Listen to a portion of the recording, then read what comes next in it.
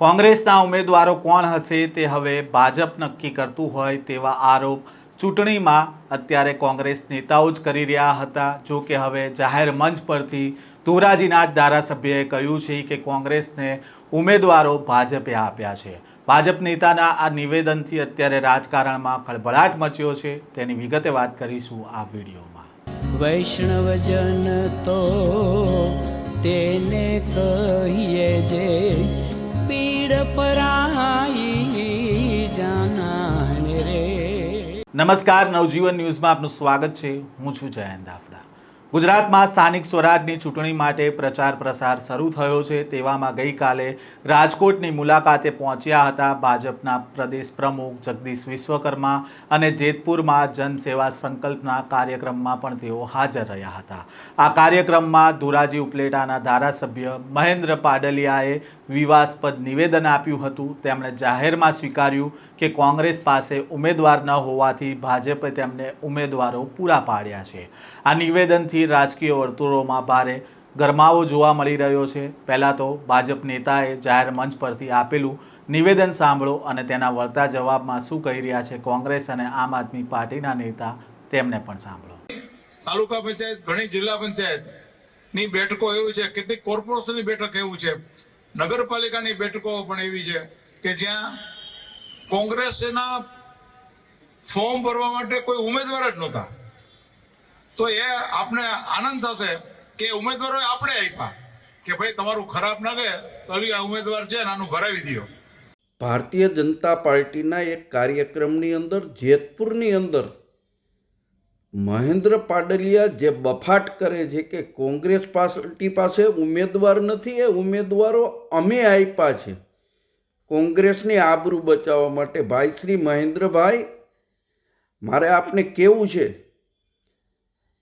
કે તમારી પાસે ગત નગરપાલિકામાં પણ પૂરતા ઉમેદવારો નહોતા કે આ વખતે પણ ઘણી જગ્યાએ સામાન્ય માણસને, જેને કાયદેસર રાજકીય રીતે માણસ ન હોય, ઉમેદવારો નથી મળતા, ત્યાં તમે ઉમેદવારો ઊભા રાખી દીધા છે। તમે તમારા ભાણા ઉપરથી માખી ઉડાડો। તમે આપ બળાઈ કરીને કોંગ્રેસ પાસે ઉમેદવાર નહોતા ને અમે ઉમેદવાર આપ્યા છે એવી બળાઈઓ કરવાની વાત રહેવા દો। નમસ્કાર મિત્રો, હું છું આપનો ધાર્મિક માથુકિયા અને મિત્રો ખૂબ સચોટ રીતે દાવા સાથે કહી રહ્યો છું કે ગુજરાતની અંદર ભારતીય જનતા પાર્ટી અને કોંગ્રેસનું ગઠબંધન છે અને છે। જી હા, ભારતીય જનતા પાર્ટીના ધોરાજીના ધારાસભ્ય મહેન્દ્ર પાડલિયાએ ગઈકાલની સભામાં એવું કહ્યું છે કે ગુજરાતની અંદર કોંગ્રેસને ઉમેદવારો નહોતા મળી રહ્યા, એ ઉમેદવારો પણ અમે પ્રોવાઈડ કર્યા છે કે અમે પૂરા કર્યા છે। મિત્રો જુઓ આ વિડીયોની અંદર। તાલુકા પંચાયત, ઘણી જિલ્લા પંચાયતની બેઠકો એવી છે, કેટલીક કોર્પોરેશનની બેઠક એવું છે, નગરપાલિકાની બેઠકો પણ એવી છે કે જ્યાં કોંગ્રેસના ફોર્મ ભરવા માટે કોઈ ઉમેદવાર જ નહોતા। તો એ આપને આનંદ થશે કે ઉમેદવારો આપણે આપ્યા કે ભાઈ તમારું ખરાબ લાગે તો આ ઉમેદવાર છે આનું ભરાવી દો। જી હા, આ વિડીયોની અંદર મહેન્દ્ર પાડલિયા ભારતીય જનતા પાર્ટીના ધોરાજી ઉપલેટાના ધારાસભ્ય છે, એ ખુદ સ્વીકારે છે કે કોંગ્રેસને ઉમેદવારો પણ અમે આપેલા છે।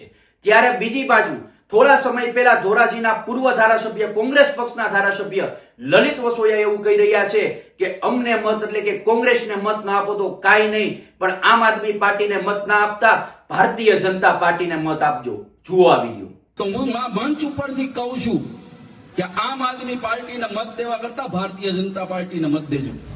મિત્રો આ બંને વિડીયો પરથી એક વાત સ્પષ્ટ થાય છે, ભારતીય જનતા પાર્ટી કોંગ્રેસને ઉમેદવાર ગોતી રહી છે, ઉમેદવાર શોધીને આપી રહી છે અને કોંગ્રેસ પક્ષ પોતાના માટે મત ન આપો તો કાંઈ નહીં, પરંતુ ભારતીય જનતા પાર્ટીને મત આપજો એવી રીતે મત માંગી રહી છે। ત્યારે ગુજરાતની જનતાને આવા લોકોથી ચેતવું ખૂબ જરૂરી છે। ગુજરાતના તમામ મતદાતાઓને હું અપીલ કરું છું કે આવા લોકોથી ચેતજો। આ સ્થાનિક સ્વરાજ્યની ચૂંટણીની અંદર ભારતીય જનતા પાર્ટી અને કોંગ્રેસના ગઠબંધનને જે આ ખુલ્લું પડી ગયું છે એ ગઠબંધનને ઓળખજો અને આ વખતે એમનો વૈકલ્પિક ઓપ્શન આમ આદમી પાર્ટીને મત આપી અને વિજય બનાવજો.